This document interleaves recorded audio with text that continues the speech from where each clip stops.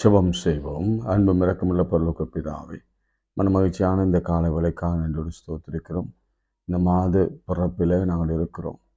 3ஆம் தேதி கர்த்தருடைய நாமத்தினாலே உம்மை நோக்கி பார்க்கவும், உடைய வசனத்தை கேட்கவும், தியானிக்கவும், ஜெபிக்கவும் கொடுத்த ஜீவனுக்காக நன்றி செலுத்துகிறோம். விசேஷமாக கடந்த வந்த மாதங்களிலே கர்த்தருடைய கரம் எங்களோடு இருந்து எங்கள் நடத்தின பெரிய பெரிய கிருபைகளுக்காக நன்றி செலுத்துகிறோம். அதற்கு நாங்கள் எவ்வளவேனும் பாத்திரரல்ல. உமக்காக நாங்கள் ஒன்றும் செய்யவில்லை. உம்முடைய நாமத்தை அறிவிக்கவில்லை, உமக்கு கொடுக்கவில்லை. ஆனாலும் கர்த்தர் எங்களுக்கு ஏராளமாய் கொடுத்து, ஜீவனை கொடுத்து, பாதுகாப்பை கொடுத்து, வேலையை கொடுத்து, வீட்டை கொடுத்து, கணவன் மனைவி பிள்ளைகளை கொடுத்து, நல்ல சுகத்தையும் ஆரோக்கியத்தை கொடுத்திருக்கிறீர். ஆனால் நாங்கள் திரும்ப உமக்கு எதுவும் செலுத்தவில்லை. ஆனால் அப்படி இருந்தோம், உம்முடைய கிருபை தினந்தோறும் எங்களுக்கு புதிதாக இருக்கிறதுக்காக ஸ்தோத்திரம். இந்த மாதத்திலும் கூட உம்முடைய ப்ரொவிஷனுக்காக நாங்கள் காத்திருக்கிறோம். உம்முடைய கைடன்ஸ்க்காக காத்திருக்கிறோம்.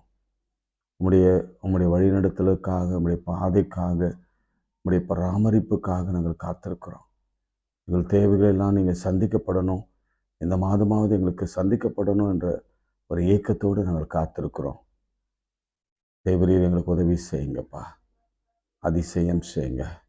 நீ சர்வ வல்லவர், காண்கிற தேவன், யெகோவா ரஃபா. நீங்கள் எல்லாவற்றையும் பார்த்துக்கொள்வீர், எல்லாவற்றையும் பார்த்துக்கொள்வீர். ஆண்டவர் நீர் சொல்லியிருக்கிறீர், நான் உங்களுக்கு தருவேன், நான் உங்களுக்கு தருவேன். கொடுப்பது பிதாவின் சித்தம் என்று சொல்லியிருக்கிறீர். அதை கொடுக்க நீ தயாராக இருக்கும் பொழுது அதை பெற்றுக்கொள்கிற தகுதியும், அதை பெற்றுக்கொள்கிற உணர்வு எங்களுக்கு தாரும். இயேசுவின் நாமத்தில் ஜெபிக்கிறோம் நல்ல பிதாவே, ஆமென். உம்மை போல் யாருண்டு இந்த நேசு ராஜா, இந்த பாதலத்தில் உம்மை போல யாருண்டு என்ற பாடலை நாம் பாடுவோம். உம்மை போல் யாருண்டு எந்த இயேசுநாதா, இந்த பாதலத்தில் உம்மை போல் யாருண்டு. பாவ பீடினில் சிக்கி நான் உழண்டேன், தேவ தம் அன்பினால் மன்னித்தீர். பாவ பீடினில் சிக்கி நான் உழண்டேன், தேவா தம் அன்பினால் மன்னித்தீர். உம்மை போல் யாருண்டு இந்த இயேசுநாதா, இந்த பாதலத்தில் உம்மை போல் யாருண்டு. வீட்டிலும் ஊரிலும் செல்லும் இடமெங்கும் சோதனை வந்தீரில் கர்த்தானி காத்திடும். மெசியா வருகை வரையில் பலரை சிலுவை கருகில் அழைக்க ஏவிடும். முழங்காலில் நிற்க வேதத்தை அறிய தினந்தோறும் தேவா உணர்த்தும். உமக்கும் எனக்கும் இடையில் எதுவும் என்றுமே வராமல் காத்திடும். உம்மை போல் யாருண்டு எந்த இயேசுநாதா, இந்த பாதலத்தில் உம்மை போல் யாருண்டு. ஜெபம் செய்வோம். கைகளை உயர்த்தி அன்பு இரக்கமுள்ள பரலோகத்து தகப்பனே, உங்கள் கரங்களை உயர்த்தி உம்மை நோக்கி பார்த்து, நீ சர்வ வல்லவர், எங்களுக்கு உதவி செய்கிற கண்மலையான கர்த்தர். நாங்கள் கைகளை உயர்த்தி ஜெபிக்கிற பொழுதுல அங்கே ஒரு பெரிய அற்புதம் நடக்கிறது. நான் விசுவாசிக்கிறோம். தினந்தோறும் கைகளை உயர்த்தி அந்த ஒரு நிமிடமாக ஜெபிக்கிற பொழுது எங்கள் உடலில் 1000 மாற்றங்களை கர்த்தர் ஏற்படுத்துகிறீர். எங்களுக்கு விரோதமாய், எங்கள் சரீரத்துக்கு விரோதமாய் செயல்படுகிற எல்லா அந்தகார வல்லமையின் கிரியைகளும், பலவீனங்களும், சோர்வுகளும் இந்த ஒரு நொடியிலே மாற்றுகிறேன், ஒரு நிமிடத்திலே மாற்றுகிறேன். எங்கள் சத்துருக்களை விழ பண்ணுகிறேன். ஒருவேளை எங்கள் கண்கள் அதை காணாமல் போனாலும் நிச்சயமாகவே எங்களுக்கு மறைந்திருக்கிற எங்கள் சத்துருக்களை கீழே விழுறாங்க என்பதை நாங்கள் விசுவாசத்திலே அறிகிறோம். அநேக ஆசீர்வாதங்கள் வந்து கொண்டிருக்கிறது. விசேஷமாக ஐசியூல இருக்கிற ஐயா டேனியலுக்காக, மருத்துவ சிகிச்சை பெற்று வருகிற ஜான்சன் ஐயாக்காக, சுகம் பெற்று வருகிற செலின் டீச்சருக்காக, ஆண்டவரே இன்னும் மனநிலையில பிரச்சனைகளில, வேதனைகளில, கண்ணீரில, கவலையில, குழந்தை இல்லாமல், திருமணமாகாம, ஒரு விதமான விரக்தியோடு பிசாசின் தந்திரங்களோடு கூட இருக்கிறவர்களுக்காக.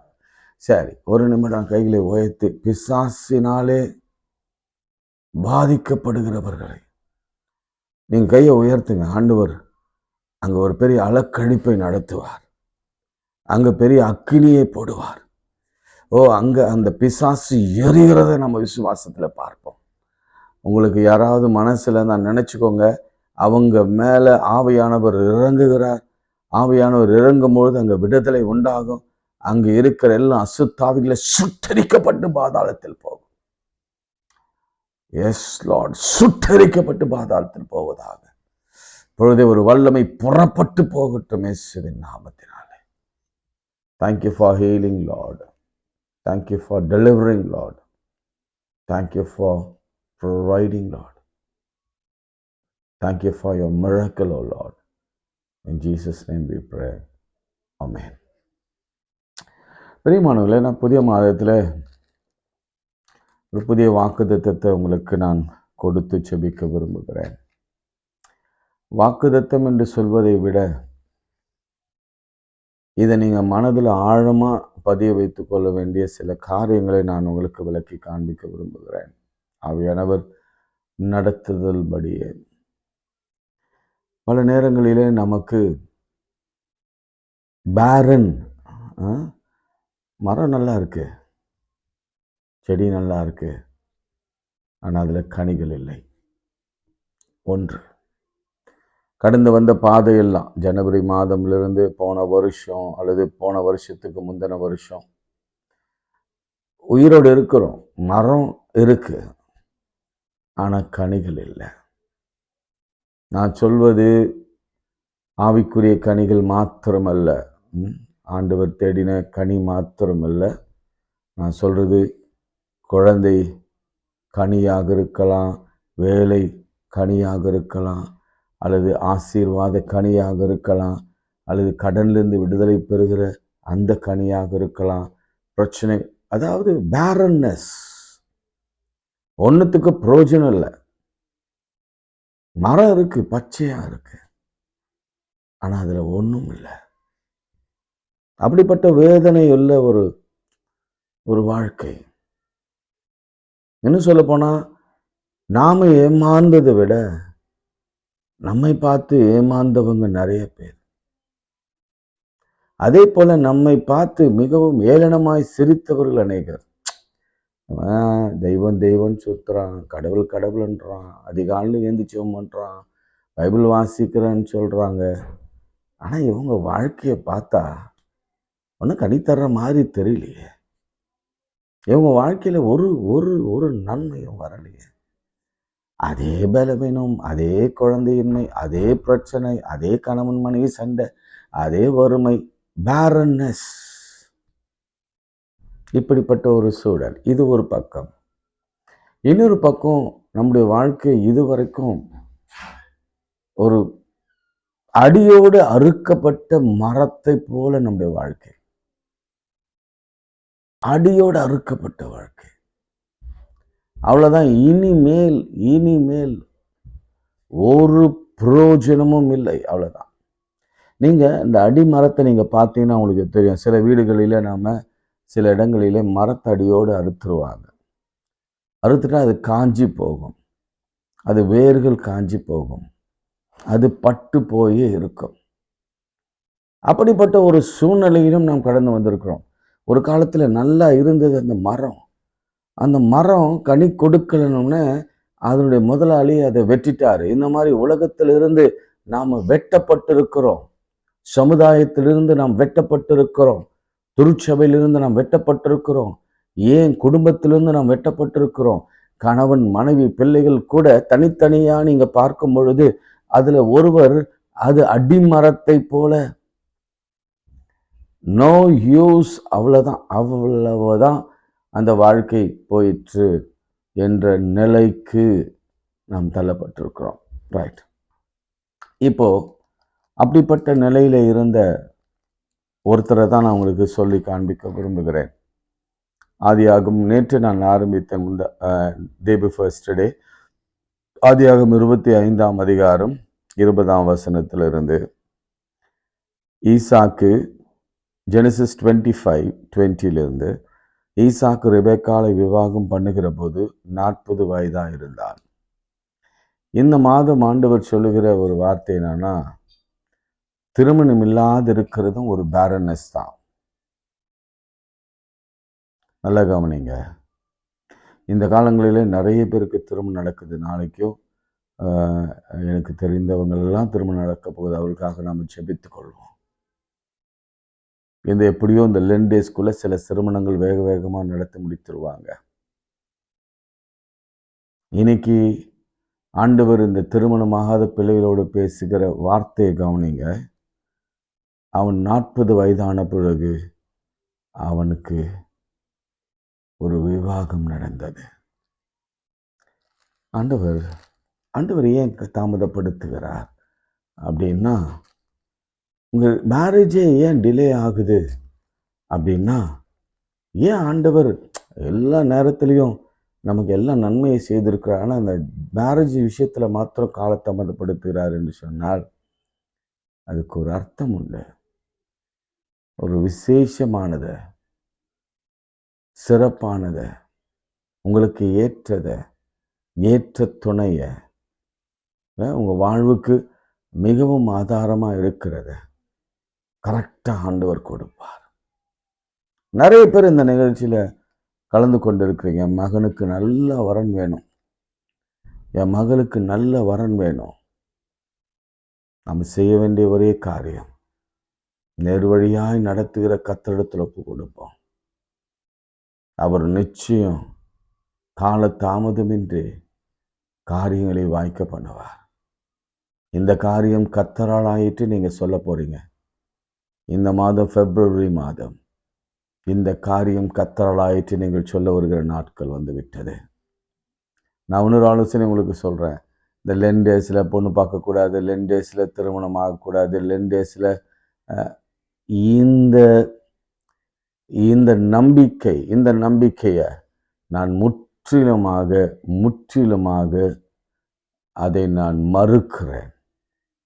வேதத்தில் எந்த ஒரு இடத்துலையும் 11 டேஸில் திருமணம் ஆகக்கூடாது, அல்லது சர்ச் ஹிஸ்ட்ரியில் 11 டேஸில் நல்ல காரியங்கள் நடக்கக்கூடாது, கிரகப்பிரவேசம் பண்ணக்கூடாது, வீட்டுக்கு புதுசாக பால் காய்ச்சக்கூடாது, அல்லது எந்த காரியம் நடத்தக்கூடாது என்று வேதத்தில் சொல்ல, இதெல்லாம் மூட நம்பிக்கை. நான் உங்களுக்கு சொல்கிறேன், கர்த்தர் உங்களுக்கு நேர்வழியாக நடத்தினா 11 டேஸிலே கல்யாணம் வைங்க. அந்த கல்யாணத்துக்கு நான் நிச்சயம் வருவேன். எல்லா நாட்களும் ஆண்டவருக்கு சிறப்பான நாட்கள். இந்த 11 டேஸ்க்காக காரியங்களை தள்ளி போடுவதை நிறுத்துங்க. இது ஆவியானவர் யாருக்கோ சொல்லுகிற ஒரு வார்த்தை. அப்படி ஒரு சூழ்நிலை வரப்போகிறது. அதனால நீங்கள் தயவு செய்து எந்த வார்த்தையை உங்கள் மனதில் ஏற்றி 11 நாட்கள் தான் இருக்கிறதுலே ரொம்ப நல்ல நாட்கள் என்று சொல்லி அந்த நாட்களில் உங்கள் பிள்ளைகளுக்கு திருமணத்தை வைங்க. நிச்சயம் சிறப்பாக நடத்துவாங்க. டியூஸ்டேயில் வைக்க வேணான்னு சொல்கிறாங்களா, டியூஸ்டேஸ் எல்லாம் வைங்க. சாட்டர்டேயில் வைக்க வேணான்னு சொல்கிறாங்களா, சாட்டர்டேயில் தான் வைங்க. பாருங்கள், உங்கள் வாழ்க்கை ஆச்சரியமாய் இருக்க போகிறது.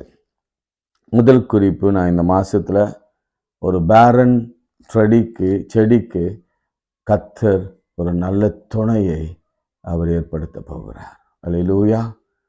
எத்தனை பேர் கண்ணை மூடி, ஆண்டவரே இது எனக்கு தான் சொன்னீங்கன்னு சொல்லி கொஞ்சம் கிளைம் பண்ணுங்க பாங்களா. விசுவாசத்தோடு கிளைம் பண்ணுங்க. அதுதான் நான் சொன்னேன். விஷன், நம்பிக்கை, ஃபெய்த், பெர்சிவரன்ஸ். அதான் சொல்றேன். நம்பிக்கையோடு சொல்லுங்க, என் ஆண்டவர் எனக்காக இதை செய்து முடிப்பார். என் பேரன்னஸை கர்த்தர் மாற்றுவார். ஆமென். அடுத்து அவன் சொல்றான், 21ஆம் வசனம், மலடியா இருந்த தன் மனைவிக்காக ஈசாக்கு கர்த்தரை நோக்கி வேண்டுதல் செய்தான். கர்த்தர் அவன் வேண்டுதலை கேட்டறினார். அவன் மனைவி ரெபெக்காள் கர்ப்பம் தரித்தாள். 2வது, குழந்தை வேண்டி இந்த மாதத்தில் நீங்க காத்திருக்கிறீங்க. I know many young people. அதே சமயத்தில் கொஞ்சம் 5 வருஷம் 10 வருஷம் 30 வயதை தாண்டி 40 வயதை தாண்டி அநேகருக்கு குழந்தை இல்லை. நான் உங்களுக்கு ஒரு உண்மையை சொல்லட்டும். நான் உங்களுக்கு இன்ஸ்பிரேஷனா சில காரியங்கள் சொல்லட்டும்.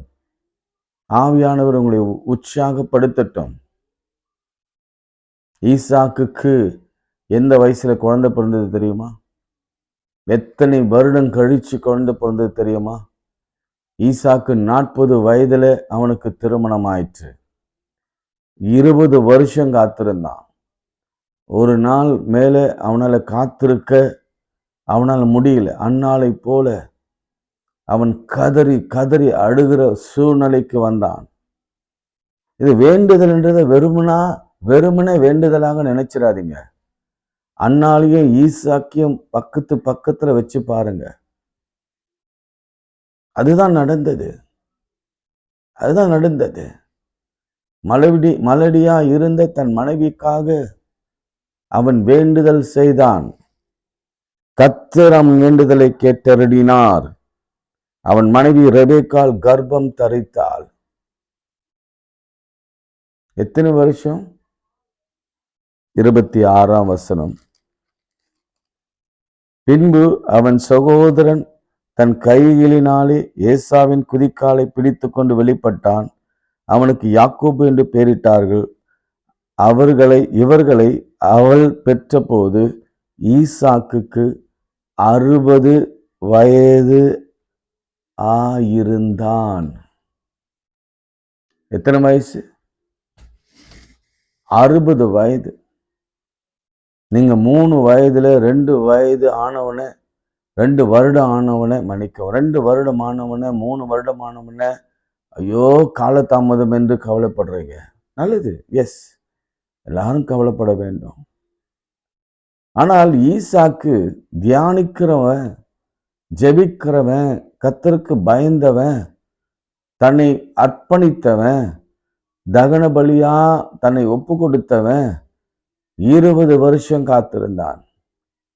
வேதம் சொல்லுகிறது காத்திருக்கிறது கஷ்டம். காத்திருந்த உடல் இளைத்து போகும். அதான் வேதம் வசனம் சொல்லுகிறது. காத்திருந்தா உடல் இளைத்து போகும். ஆனா விரும்பினது வரும் பொழுது அது ஜீவ விருட்சத்தை போல் இருக்கும். நம்ம இப்ப மெலிந்து போக காரணம், ஆவியிலே ஒடுங்கி போக காரணம் என்னன்னா, நம்முடைய வேண்டுதலுக்கு கால தாமதம் ஆகிறது. அநேகர் சோர்வுற்று இருக்கிறாங்க. வெயிட் லாஸ் காரணம் என்ன தெரியுமா? தாமதம், குழந்தையின்மை, அதனால ஏற்பட்ட மன அழுத்தம், அதனால ஏற்பட்ட பிரச்சனைகள், குடும்பத்தில் பிரிவினைகள், கணவன் மனைவிக்குள்ள இருக்கிற அந்த கருத்து முரண்கள், மாமியார் மருமகளுக்குள்ள அல்லது மாமனார் மருமகளுக்குள்ள அல்லது பெற்றோர்கள் பிள்ளைகளுக்குள்ள ஏற்பட்ட கசப்புகள். இன்னைக்கு ஆண்டவர் ரொம்ப தெளிவா பேசுகிறார். 40 வயசுல திருமணம், 20 ஆண்டு காத்திருப்பு, 20 ஆண்டு கழித்து கர்த்தர் பிள்ளையை கொடுத்தார். ஏன் அந்த காத்திருப்பு?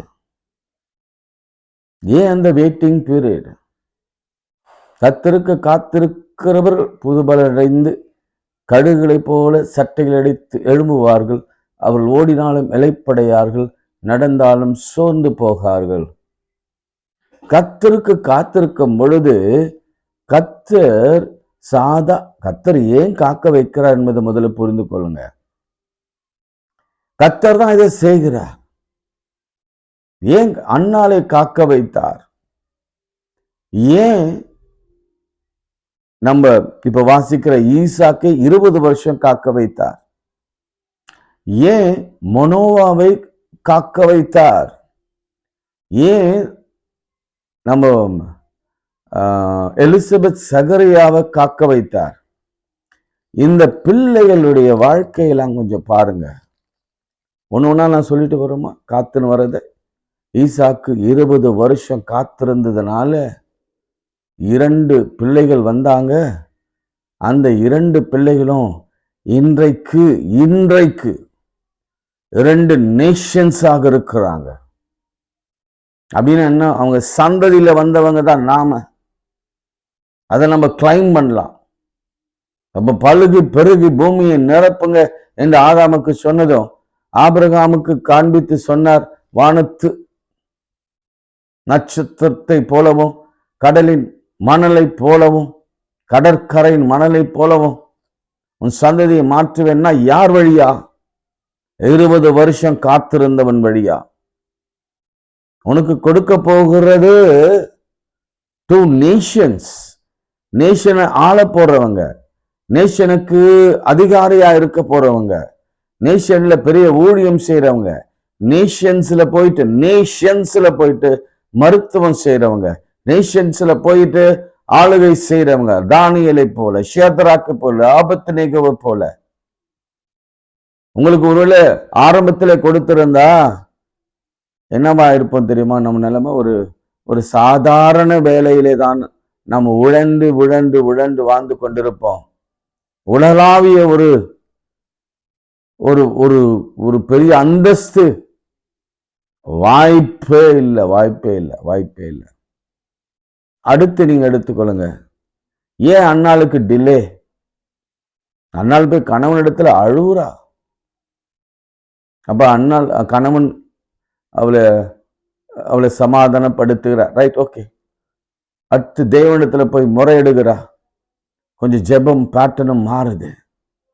என்ன மாறுது? நீங்க ஒரு பிள்ளையை கொடுத்தா அது உமக்கே கொடுக்கிறேன். அது வரைக்கும் கர்த்தர் காத்திருந்தார். ஏன்னா அந்த பிள்ளைய கர்த்தருக்கு கொடுக்கும் பொழுது கர்த்தர் அந்த பிள்ளையை பயன்படுத்த திட்டம் பண்ணி இருக்கிறார். அந்த சாமுவேல உண்மையும் உச்சமான ஒரு தீர்க்கதரிசி. அவனை போல ஒருவனும் இருந்ததில்லை. அவனை போல பரிதானம் வாங்கினவும் இல்லை. அவனை போல ஓரவஞ்சனம் இல்லை. அவனை பற்றி அதான் சாட்சி சொல்லப்பட்டிருக்கிறது. நீங்க வேதத்துல அதை கண்டுபிடிச்சு எனக்கு எழுத அனுப்புங்க. அவனை குறித்து வேதம் அவனே சொல்றான். என்னை குறித்து நீங்க ஒரு குற்றம் கண்டுபிடிக்க முடியுமா? ராஜாக்களை ஏற்படுத்த முதல்ல தீர்க்கதரிசிகளை பொழிவு செய்யணும். ராஜாக்களை ஏற்படுத்தணும். சவுலையும் தாவீதையும் சாமுவேல் ராஜாவாக்கிறதுக்கு தான் அந்த டிலே. அப்ப நான் உங்களுக்கு சொல்லட்டும், ஏன் டிலே? உங்க பிள்ளையோ உங்க மகளோ அநேக ராஜாக்களை உருவாக்க வேண்டும், அநேக தீர்க்கதரிசிகளை உருவாக்க வேண்டும். அவ்வளவு உன்னதமான ஒரு பணிக்கு அவளை கர்த்தர் தெரிந்து வைத்திருக்கிறார். அதனால டிலே. இன்னும் நான் சொல்லிக்கொண்டே போவேன். மனோவா, சிம்சோன், பெலிஸ்தர் கைகளுக்கு அந்த இஸ்ரேல் மக்களை நீங்களாக்கி ரட்சிக்க வேண்டும். கடைசியில் அவன் சாகும் பொழுது எத்தனை பேரோட செத்தான்னு உங்களுக்கு தெரியும்ல? ஒரே கூடாரத்தை இழுத்தான். யாரெல்லாம் செத்தாங்கன்னா சிவிலியன் இல்லை. நீங்க எத்தனை பேர் எழுத அனுப்புங்க. சிவிலியன் இல்லை, ராஜகுமாரர்கள், நெக்ஸ்ட் ஜெனரேஷன் கிங்க அப்படி அழித்து போட்டான். அடுத்த ராஜாவே கிடையாது அங்க. அடுத்து பெலிஸ்தேர்லயோ அல்லது அடுத்த நாடுகளிலோ ராஜாக்களே கிடையாத அளவுக்கு ஒரே ஒரு கடைசி முறை செய்த காரியம் வரலாற்றையே மாற்றினது. நான் உங்களுக்கு சொல்றேன், உங்க பிள்ளைகள் ஏன் தாமதமா பிறக்க போறாங்கன்னா வரலாற்றை மாற்ற அவர்களுக்கு ஆண்டவர் ஒரு திட்டத்தை வைத்திருக்கிறார். நீங்க ஏதோ டவுட்டோடு இருக்கிறீங்க. டவுட் வேண்டாம். ஃபார் எக்ஸாம்பிள் நீங்கள் கடைசியாக நம்ம எலிசபெத் சகரியாவை எடுத்துக்கொள்ளுங்க. ஏன் யோவான் வரணும்? ஏன் மரியாளுக்கு அது ஒரு அடையாளமாக இருக்கணும்? அவதான் சொல்கிறாங்க, இப்போ உன் இனத்தாளாகிய எலிசபெத்து முதிர் வயதிலும் கர்ப்பம் தரித்திருக்கிறார். இது அவருக்கு 6வது மாதம். நீ அவங்கள போய் வேணா பாரு, அப்போ தான் நீ நம்புவ. தேவனால் கூடாத காரியம் ஒன்றுமில்லை. அடையாளம் ஒன்று. 2வது, இயேசுவுக்கு ஃபோரன்னராக, முன்னோடியாக வந்து அவன் சொல்கிறான், உலகத்தின் பாவத்தை சுமந்து தீர்க்கிற தேவாட்டுக்குட்டி வந்திருக்கிறார். இயேசு வருவார், எனக்கு பின்னே ஒருவர் வருவார், அவர் பாதரட்சியின் வாரை அவிழ்க்கிறதற்கு கூட நான் பாத்திரன் அல்ல, அவர் தேவகுமாரன். அதுக்காக தான் லேட், டிலே. சரி, 2வது குறிப்பு, இந்த மாதம் நீங்க கர்ப்பம் தரித்து, நான் சொல்றேன், உங்க அடிமரம், வெட்டப்பட்ட அடிமரம், பேரன், இந்த மலர் என்ற வார்த்தையை நான் பயன்படுத்த மாட்டேன், இனிமேல் பயன்படுத்த மாட்டேன். நீங்கள் அது மட்டும் சொன்னா, பேரன் சொல்லும் பொழுதுதான் நீங்கள் அதை யோசித்து கொள்ளுங்க. அந்த பேரன்னஸ் போய் அடி மரத்திலிருந்து ஒரு ஒரு துளிர்,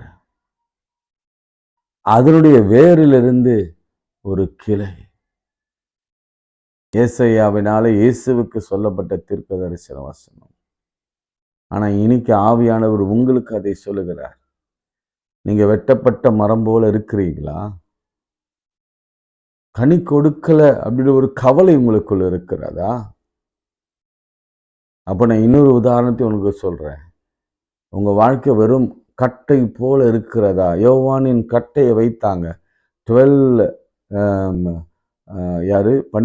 கோத்திரத்திலிருந்து 12 கட்டைகளை, கொப்புகளை அல்லது கொம்புகளை கொண்டு வந்து ஆண்டவருடைய பிரகாரத்திலே வைத்தாங்க. ஒரே இரவில் ஆரோனின் கோல் துளிர்த்தது, தளிர்த்தது, பூ பூத்தது, காய் காய்த்தது, வாதுமை பழங்களை கொடுத்தது. ஒரு இரவில் என் தேவனால் முடியாத காரியம் ஒன்றுமில்லை. ஐயா, எனக்கு அபார்ஷன் ஆகுது, என் கனி வருது, அது பழுத்து போகுது, அதனுடைய பலனை என்னால் பெற்றுக்கொள்ள முடியல என்று சொல்ற அந்த பழம், அது பழுக்கிற வரைக்கும் கர்த்தர் அதை பத்திரமாக பார்த்து கொள்வார். இந்த உலகத்திலே வெளியே வர வரைக்கும் உன் பிள்ளையை அவர் காத்து நடத்துவார். 2வது, இந்த மாதத்திலே கர்த்தர் செய்ய போகிற அதிசயம் அதுதான். 3வது, 22ஆம் வசனத்துல, கர்ப்பத்திலே பிள்ளைகள் ஒன்றோடு கொண்டு மோதிக்கொண்டன. அதுல அழகா சொல்லப்பட்டிருக்கிறது, அப்போது அவள் இப்படியானால் எனக்கு எப்படியோ என்று சொல்லி கர்த்தரிடத்தில் விசாரிக்கும்படி போனாள். நான் இப்படி யோசிக்கிறேன், ஆவிக்குரிய ரீதியில யோசிக்கிறேன். பிறப்பதற்கு முன்பாகவே யாக்கோபுக்கும் ஈசாவுக்கும் மோதல். இந்த வருஷம், இந்த மாசம் உங்களுக்கு ஆண்டவர் சொல்லுகிறது தான். எத்தனையோ ஸ்ட்ரகிள்ஸ், உடன் பிறப்புகள் மத்தியிலே ஸ்ட்ரகிள், ஏன் ஈவன் பெற்றோர் பிள்ளைகள் மத்தியிலே ஸ்ட்ரகிள், ஜக்லிங், கருத்து வேறுபாடுகள். அவன் உயர்ந்துட்டான், இவன் தாழ்ந்துட்டான், என்னை அபகரிச்சுட்டான், இவன் என்னை ஏமாத்திட்டான் என்ற நிலையில இருக்கும் பொழுது அந்த ரெபேக்காள் விசாரித்தாள். இதுல ஆச்சரியம் என்னன்னா, ரெபேக்காளின் ஜெபத்தையும் கர்த்தர் கேட்டு அவர் பதில் கொடுத்தார். பிள்ளைகள் என்றுதான் போடப்பட்டிருக்கிறது, ஆண் பிள்ளையா பெண் பிள்ளையா என்று சொன்னதே கர்த்தர் தான். இது 2மே ஆணுதான், 2 ஆண் தான் பிறக்கும். பிள்ளைகள் தான் போடப்பட்டிருக்கு. பிள்ளைகள் மோதிக்கொண்டன. அப்போ ரெபேக்காளுக்கு க்ளூவே இல்லை, ஏதோ பெண் குழந்தை தான் இருக்கும், அல்லது ஒரு பெண் ஒரு ஆண் இருக்கலாம் என்றெல்லாம் கூட அவர் நினைத்து பார்த்திருக்கலாம். ஆனால் ஆண்டவருடைய கண்கள் கருவை காண்கிற கண்கள் மாத்திரமல்ல, அதனுடைய எதிர்காலத்தையும் கணிக்கிற கண்கள். ஆண்டவர் ரொம்ப தெளிவாக சொல்ற 2 நேஷன்ஸ் வரும். அதுதான் சொல்றேன். ஆண்டவருடைய பார்வை என்ன பார்வை தெரியுமா? யெகோவா ஈரே, கர்த்தருடைய பர்வதத்திலே பார்த்து கொள்ளப்படும். அது மாத்திரமல்ல, நீர் என்னை காண்கிற தேவன். ஆகால் அழுதாள். ஆனால் ஆண்டவர் யாரை பார்த்தார் என்று சொன்னார்? இஸ்மவேலனை பார்த்தார். அதுதான் அவர் பிள்ளைகள் மீது, அவருடைய எதிர்காலத்தின் மீது அவர் அக்கறை கொண்டவர். பிள்ளையின் கண்ணீரை பார்த்து துறவை திறந்தார். இன்றைக்கு உங்க பிள்ளைகளை குறித்து, உங்க பிள்ளைகள் முரட்டாட்டமா இருக்கிறாங்களா? உங்க பிள்ளைகள் கீழ்ப்படியிலையா? உங்க பிள்ளைகள் சண்டை போடுகிறாங்களா? உங்க பிள்ளைகள் பெற்றோருக்கு விரோதமாக எழும்புறாங்களா? மதிக்கலையா? அவமானப்படுத்துகிறாங்களா? உங்க பிள்ளைகள் சரியா படிக்கலையா? வேலைக்கு போகலையா? செட்டில் ஆகலையா? கவலையை விடுங்க. ஸ்ட்ரகிள் இருக்கலாம். எல்லா குடும்பங்களிலும் ஸ்ட்ரகிள் இருக்கும். ஆனால் நம்ம ஆண்டவரை நோக்கி வேண்டுதல் செய்கிற பொழுது கர்த்தர் அந்த ஸ்ட்ரகிளுக்கு ஒரு முற்றுப்புள்ளியை வைத்து அவர் சொல்வார், கவலைப்படாதே, அவர்களுக்கான எதிர்காலத்தை நான் தீர்மானித்து விட்டேன். அவர்களுக்கான எதிர்காலம் அது நன்மையான எதிர்காலமாக தான் இருக்கும். இதில் கவனிச்சீங்கன்னா உங்களுக்கு தெரியும், யாக்கோபும் நல்லா இருந்தான், ஏசாவும் நல்லா இருந்தான். ஏசா வேறு இனத்து பெண்ணை கல்யாணம் பண்ணாலும் அவன் சொல்கிறான், தம்பி வந்து நான் நிறைய ஆடுகள்லாம் எடுத்துகிட்டு வந்திருக்கிறேன், ஒட்டகங்கள்லாம் மாடுகள்லாம் எடுத்து வந்துடுறேன், கொஞ்சம் கிஃப்ட் கொடுக்குறேன் அப்படின்னு சொன்னால், தம்பி கடவுள் என்னை நல்லா வச்சுக்கிறார் தம்பி, நீ என்னை ஏமாத்தினாலும் சரி, ஆனால் கர்த்தர் என்னை நல்லா வச்சிருக்கிறாரு, உன்னுடைய வெகுமதிகளோ எதுவும் எனக்கு தேவையில்லை, நீ வந்துட்டியே அதுவே எனக்கு போதும். 2 பேரையும் நல்லா வச்சாரு. இதுதான் ஆண்டவருடைய கிருபை. பிரியமானவர்களே, இந்த 3 காரியங்களை நான் உங்களுக்கு சொன்னேன். ஒன்று, அந்த ஈசாக்கின் ஜெபம், அதில் திருமணம். 2வது குழந்தை பேரு பிப்ரவரி மாதம். 3வது சண்டை சச்சரவுகள், ஸ்ட்ரகிள், ஜகல், போராட்டங்கள், பிரிவினைகள், இவை எல்லாவற்றுக்கும் ஒரு முற்றுப்புள்ளி இந்த மாதத்தில் நீங்க பார்க்க போறீங்க. வியாதிக்கு ஒரு முற்றுப்புள்ளி, பலவீனத்திற்கு ஒரு முற்றுப்புள்ளி, சுகவீனத்துக்கு ஒரு முற்றுப்புள்ளி, கடனுக்கு ஒரு முற்றுப்புள்ளி. உங்கள் ஜெபம் கேட்கப்பட்ட மாதம் இது. உங்கள் ஜெபம் பதில் கொடுக்கப்படுகிற மாதம் இது. ஒவ்வொரு மாதமும் அதற்கேற்ற கிருபையை கர்த்தர் நமக்கு கொடுத்து கொண்டு வருகிறார். இந்த 25ஆம் ஆண்டிலே 2வது மாதம் கர்த்தர் அப்படிதான் நடத்துகிறார். நான் அந்த 2 நம்பர் 2 சிக்னிஃபிகன்ட் சொல்ல வந்தேன்ல, அதில் ஆதாம் ஏவாளை ஏற்றுக்கொண்ட போது தான் சொன்னான், நாம் இருவர் அல்ல, இனி ஒரே மாம்சமா இருக்கிறோம்.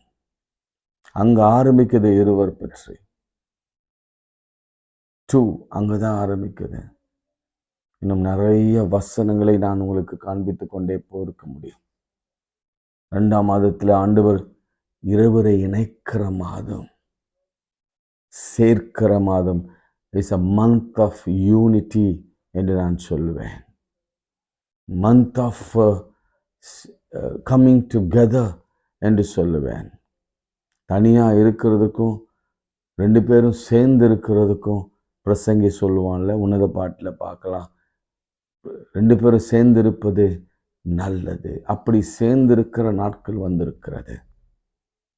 அந்த 2 காசு போட்டவங்களை பற்றி ஆண்டவர் இப்போது சற்றென்று எனக்கு நினைவுபடுத்துகிறார். 2 காசு இருந்த ஏழை விதவை தன் ஆண்டவருக்கு கொடுத்த பொழுது கர்த்தர் அதை பாராட்டினார். அந்த அம்மாவை எடுத்து முன்னே நிறுத்தினார். அதில் ஒரு உண்மையை கற்றுக்கொள்ளுங்க. என்னன்னா, ஆண்டவர் நம்முடைய ஃபினான்ஷியல் ஸ்டேட்டஸை அறிந்து நமக்கு உதவி செய்ய அவர் நம்மை பார்த்து கொண்டிருக்கிறார், கவனித்து கொண்டிருக்கிறார். நம்மை ஒருபோதும் கைவிடவே மாட்டார். கைவிடவே மாட்டார். கைவிட மாட்டார். நிச்சயமாகவே ஆண்டவர் இந்த மாதம் ஒரு பெரிய பதிலை கொடுக்க காத்திருக்கிறார். நாம் ஜெபிக்கலாம். ஆண்டவரே, முதலாவது இந்த பிசாசினாலே பாதிக்கப்பட்டிருக்கிற ஒவ்வொருவருக்காக நான் ஜெபிக்கிறேன். எல்லாம் இயேசு கிறிஸ்துவின் ரத்தத்தை கையில வைத்துக் கொள்ளுங்க. சொல்லுங்க, இயேசுவின் ரத்தம் என் கையில, வேதாகமும் இன்னொரு கையில. இந்த சத்துருவை, இந்த பிசாசை எங்கள் குடும்பங்களிலே, எங்கள் பிள்ளைகள் மேலே, எங்கள் பெற்றோர்கள் குடும்பத்தினர் மேலே காணப்படுகிற இந்த பிசாசு இயேசு கிறிஸ்துவின் வல்லமையிலே, இரத்தத்தினாலே, பேரினாலே நாங்கள் சபித்து பாதாளத்துக்கு அனுப்புகிறோம். எரியட்டும், சாம்பலாகட்டும். இயேசுவின் நாமத்தில் வைராக்கியம் உள்ள இயேசுவின் நாமத்தில் சொல்லுகிறேன். எல்லாம் சொல்லுங்க, எல்லாம் சேர்ந்து சொல்லுங்க. எல்லா சின்ன பிள்ளைகளை வாட்டி வதைத்து கொண்டு தற்கொலைக்கு தூண்டுகிற பொல்லாத பிசாசின் கிரியைகள் இயேசுவின் நாமத்தினாலே எரித்து சாம்பலாக்குகிறேன். S Lord. கடன் விலகட்டும். மருத்துவமனையில் இருக்கிற டேனியல் ஐயாக்காக ஜெபிக்கிறேன். மீண்டும் அவளுக்கு நீர் தந்த ஜீவனுக்காக உமக்கு ஸ்தோத்திரம் செலுத்துகிறேன். இப்படி அநேகர் ஜெபிக்க கேட்டுக்கொண்டிருக்கிறாங்க. குழந்தை இல்லாமல், வேலை இல்லாமல், உயர்வு இல்லாமல், இந்த புதிய வருடத்தில் எனக்கு ஏதாவது நன்மை பழிக்கணும் என்று அனைவருக்கும் ஆசீர்வாதத்தை கர்த்தர் கட்டளையிடுவீராக. வீடு இல்லாதவர்களுக்கு வீடு வாசல்களை ஏற்படுத்துவீராக. கடனிலிருந்து வெளியே வரட்டும் இயேசுவின் நாமத்தினால். இந்த மாதம் ஒரு கடினமான மாதமாக இருந்தாலும், பல தேவைகள் இருந்தாலும், கர்த்தர் இந்த தேவைகள் எல்லாவற்றையும் நீர் சந்திப்பீராக. வானத்தின் பலகணிகளை திறந்து ஆண்டவரே நல்ல ஆலோசனைகளை கொடுத்து என்னை நடத்துவீராக. சரும வியாதிகள், யூட்ரஸில் இருக்கிற பிரச்சனைகள், கட்டிகள், எல்லா வியாதிகளும் இயேசுவின் நாமத்திலே மறைந்து போகட்டும். யூட்ரஸில் காணப்படுகிற இந்த ப்ளீடிங் இயேசுவின் நாமத்தினாலே நொறுக்கட்டும். இயேசுவின் நாமத்தினால பிள்ளைகளுக்கு வேலை வாய்ப்பு கிடைக்கட்டும். அப்பா, நல்ல வாய்ப்பு கிடைக்கட்டும். எங்கள் பிரயாணத்திலே நம்முடைய கரம் இருக்கட்டும்.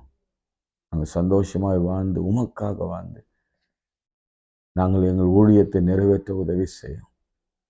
இந்த நாளிலும் கூட அநேகருக்கு ஷேர் பண்ணுகிறேன் என்று எனக்கு நேரடியாய் சொன்ன மக்களுக்காக நான் ஜெபிக்கிறேன். அப்பா, அவள் செய்கிற இந்த ஊழியத்திற்கேற்ற பலனை இந்த வேலையில் அவர்கள் மீது அபரிவிதமாய் வைப்பீராக. ஏன்னா இது வார்த்தை அப்பா, எங்களை மேன்மைப்படுத்த ஒரு காரியமும் அதில் இல்லை. இதில் உண்மை மேன்மைப்படுத்ததான் இருக்கு. என் ஆண்டவரால் எல்லாம் கூடும். தாமதித்தாலும் அதற்காக காத்திரு, குறித்த காலத்திலே தரிசனம் வைக்கப்பட்டிருக்கிறது, அது விரைவிலே தோன்றும். இதுதான் வசனம். இதுதான் நாங்கள் பேசுகிறோம். அது நிறைவேறும். நிறைவேறும் நாட்களிலே வந்திருக்கிறோம். நிறைவேறிற்று, ஆமென் சொல்லுங்க. நிறைவேறிற்று, அல்லேலூயா சொல்லுங்க. நிறைவேறிற்று, தேங்க்யூ லார்ட் என்று சொல்லுங்க. நிறைவேறிட்டு, சுகமாயிற்று, பலன் பெற்றுக்கொண்டேன், ஜீவனை பெற்றுக்கொண்டேன், என் கடன் அடைக்கப்பட்டது, என் வியாதிகள் மறைந்தது, பிசாசு விலகி ஓடினான், நன்றி ஏசப்பா என்று சொல்லுங்க.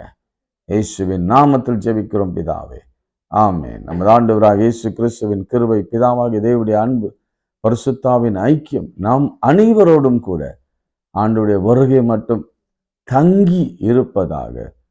ஆமென், ஆமென், ஆமென்.